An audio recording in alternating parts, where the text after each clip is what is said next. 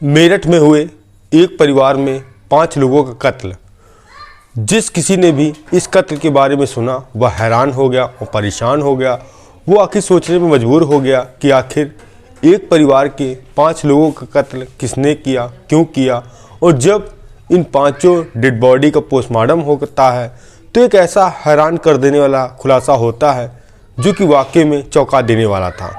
पति पत्नी के सिर में मरने से पहले 8 बार लोहे की रॉड से हमला किया गया था और उसके बाद पत्थर काटने वाली मशीन से उन दोनों का सर भी अलग किया गया था।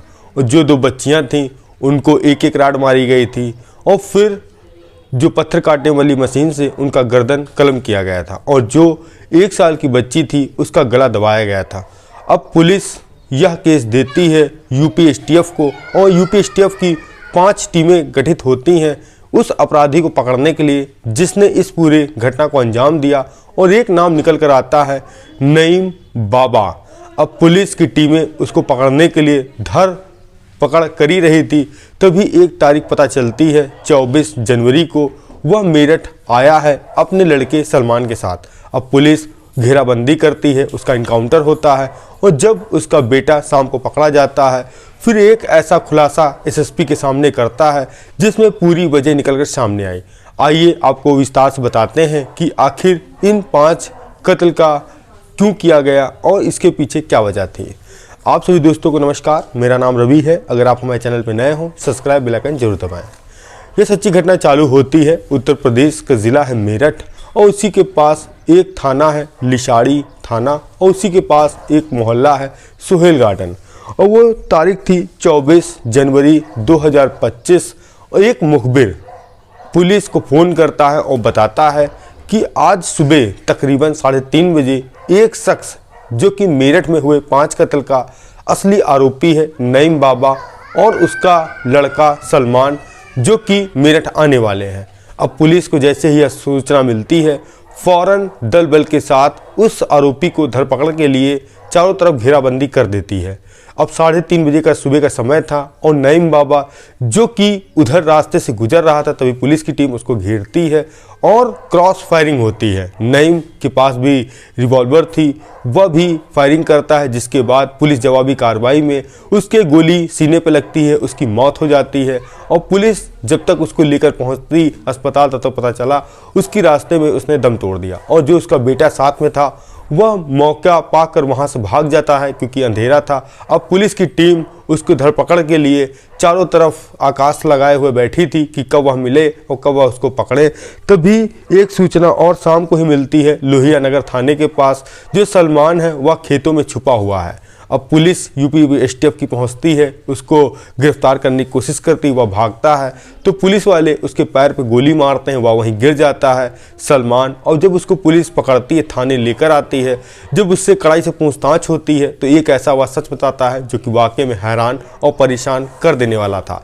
इसी सब का खुलासा करने के लिए जो वहाँ के एसएसपी थे डॉक्टर विपिन टांडा वह प्रेस कॉन्फ्रेंस करते हैं और फिर इन 5 कत्ल की वजह बताते हैं कि बाप बेटे ने क्यों किए।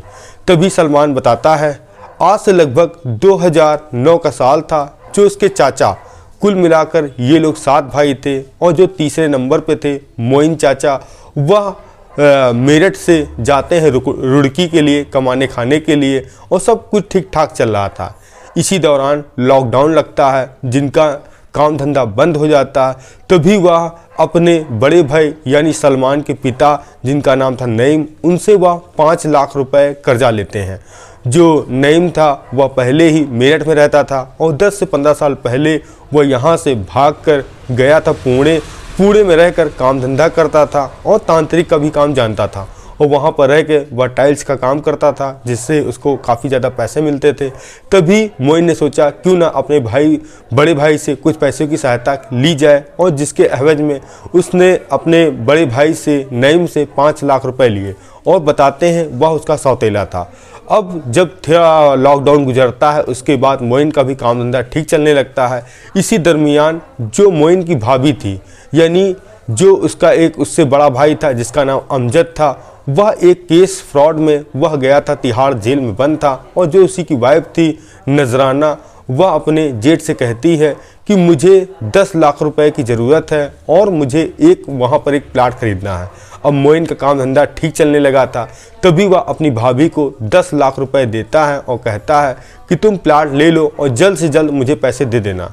अब जब यह बात नईम को पता चलती है कि वह तो मुझसे 5 लाख रुपए लिए और अपनी भाभी को उसने 10 लाख रुपए प्लाट देने के लिए, क्यों ना मैं भी अपने पैसे मांगूं।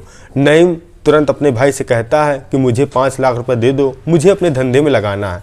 तभी मोइन कहता है कि मुझे कुछ दिन का समय चाहिए, मैं तुम्हारे पैसे दे दूंगा।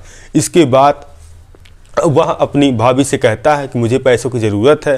तभी नजराना कहती है कि अभी थोड़ा टाइम लगेगा, जब मैं प्लाट बेचूंगी तब मैं आपको पैसे दूंगी, अभी मेरे पास पैसा नहीं है। तभी रुड़की में रहकर ही वहाँ पर उसके साथ मोइन के साथ कुछ विवाद होता है। वह फिर रुख करता है अपने ज़िले मेरठ का। मेरठ के पास ही लोसाड़ी थाने के पास एक सुहेल गार्डन है, वहीं पर एक किराए का कमरा लेता है और जो नजराना ने प्लाट उससे पैसे देकर लिया था। तभी मोइन कहता है अगर तुम्हारे पास पैसे नहीं हैं तो वह प्लाट मेरे नाम कर दो। वह मोइन अपनी भाभी से अपने नाम प्लाट करा लेता है और इधर यह बात नईम को पता चलती है कि जो उसने पैसे दिए थे उसके बदले में उसने प्लाट ले लिया। अब आखिर मोइन के पास पैसा अच्छा खासा है। वह दोबारा नईम अपने भाई मोइन को कहता है कि मुझे पैसे दे दो, मुझे ज़रूरत है। अब इधर जो प्लाट उसने मोइन ने लिया था उस पर वह काम चालू करवा देता है और 1 महीना पहले ही जो इसका नईम था, बड़ा भाई जिसने 5 लाख रुपए अपने भाई को दिया था, वह मेरठ आता है। मेरठ आकर ही वह अपने पुराने घर में रहने लगता है और इधर 7 तारीख को उस घर पर जो मोइन ने नजराना अपनी भाभी से लिया था उस पर लिंटर यानी छत का काम चल ही रहा था। पूरा परिवार वहाँ आया था और इधर नईम और उसका बेटा सलमान भी मोइन के घर पहुंचता है और कहता है मुझे मेरे पैसे दे दो। जो मोइन कहता है मेरे पास पैसे भी नहीं हैं, जब होंगे तो मैं दे दूंगा। अब परिवार में खाना बनता है, सब लोग खाते हैं। मोइन खाता है और उसकी पत्नी आशमा खाती है और उसके जो तीनों बच्चे थे, अफसा थी, अजीज़ा थी, अबीदा थी, ये सब लोग खाना खाते हैं और जो उसका बड़ा भाई था नईम और सलमान, ये सब लोग भी खाते हैं। रात करीब 11 बज जाता है। अब सब मिलाकर सब सो गए थे। तभी नईम उठता है और अपने बेटे को इशारा करता है, उसको भी उठाता है और एक लोहे की राड, जो कि लोहे की राड वह लेकर आया था और वहाँ पर एक रखी थी पत्थर काटने वाली मशीन, जो कि कुछ दिन पहले ही जब उसके घर पर लिंटर पड़ा था जो लेबरों ने उसके घर पर रखी थी।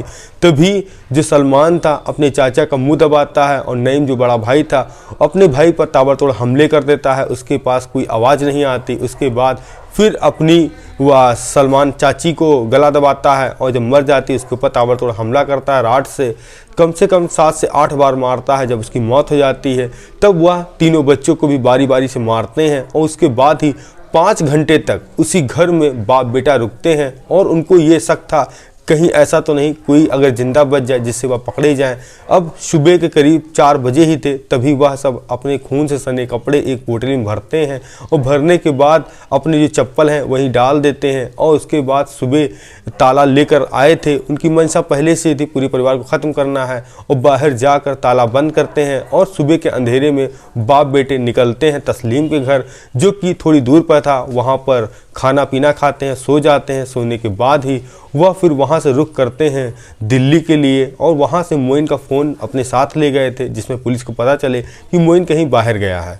अब जब दूसरे दिन तस्लीम, जब उसकी पत्नी की तबीयत ख़राब होती है, वह जाता है डॉक्टर को दिखाने के लिए और जैसे ही मोइन के घर के सामने से आता ही है तभी उसको लगता है क्यों ना अपने भाई का हालचाल ले लिया जाए, मगर वहाँ पर कोई रहता नहीं, ताला बंद था। अब वह आसपास के लोगों से पूछता है मगर उसको अपने भाई की कोई जानकारी नहीं मिलती। इसी दौरान वह घर के पीछे जाता है, देखता है उसका भाई और उसकी पत्नी मृत अवस्था में नीचे पड़े हैं। जब यह शोर मचाता है, पुलिस आती, पोस्टमार्टम के लिए भिजवाया जाता है शव, तो पता चलता है इन लोगों की बहुत ही दर्दनाक मौत किसी ने घाट उतार दिया है। अब पुलिस जब सीसीटीवी फुटेज आसपास के इलाके में पता करती है तो पता लगता है कि सुबह बाप बेटे जो कि नईम और उसका जो बेटा, वह लोग इस गली से गुजरे हैं। अब पुलिस को कहीं ना कहीं शक था कि इस पूरे घटनाक्रम का इन्होंने ही अंजाम दिया। इधर आशमा का जो भाई था वह तहरीर देता है कि कुछ साल पहले ही जो मेरे जीजा ने पैसे लिए थे, इसके एवज में उनका कत्ल किया गया। अब पुलिस तुरंत तस्लीम और उसकी पत्नी को गिरफ्तार करते हैं। जब तस्लीम का फ़ोन चेक करते हैं तो लास्ट बार मोइन ने ही उसको फ़ोन किया था। अब पुलिस की कम से कम 5 से 6 टीमें लगती हैं धरपकड़ के लिए और यह सब कार्यक्रम चल ही रहा था। तभी 24 जनवरी को पता चलता है मुखबिरों के माध्यम से जो नईम है वह मेरठ आया है अपना प्लाट देखने के लिए अपने बेटे के साथ। अब पुलिस घेराबंदी करती है तो वह जवाबी कार्रवाई में फायरिंग करता है और पुलिस भी क्रॉस फायरिंग करती है। तो पता चलता है कि नईम के सीने पे 2 गोली लगी हैं और पुलिस वाले जब उसको अस्पताल ले जाते हैं पता चलता है वह मृत हो गया। और जब उसका भाई या बेटा सलमान को पकड़ने का प्रयास करते हैं तो वह अंधेरे का फ़ायदा निकालकर भाग जाता है, मगर शाम को वह एक खेत में बैठा था, छुपा था। जब मुखबिरों को पता चला कि यह यहाँ पर है तो उन्होंने पुलिस को इन्फॉर्मेशन दी। तो पुलिस ने उसको पकड़ने के लिए जब दौड़े तो वह भागा तो पुलिस ने उसके पैर पर गोली मारी और जिससे वह गिर गया। और पुलिस को जब पूरा घटनाक्रम बताया कि यह सब पूरी घटना के पीछे जो उसकी चाची थी नजराना यानी अमजद की पत्नी ने उसके पिता को फ़ोन किया था और एक ऐसा षड्यंत्र रचा था जिसमें पैसा और जायदाद का पूरा मामला था, इसलिए उन 5 का कत्ल हुआ। अब जो आरोपी है तस्लीम और जो उसकी पत्नी है और जो अमजद फ्रॉड केस में वो पहले से बंद है और उसकी पत्नी है नजराना, अब पुलिस ने सभी को गिरफ्तार कर लिया है और तथ्य खंगालने की प्रयास कर रहे हैं। ऐसा तो नहीं और कोई व्यक्ति इस घटनाक्रम में शामिल है। अब पुलिस ने अपनी कार्रवाई की और अपराधी पकड़ा गया और एक का इनकाउंटर हुआ। आपको कुछ भी सुझाव है तो कमेंट के माध्यम से दे सकते हैं। मिलते हैं नई कहानी नई शुरुआत के साथ। जय हिंद, जय भारत।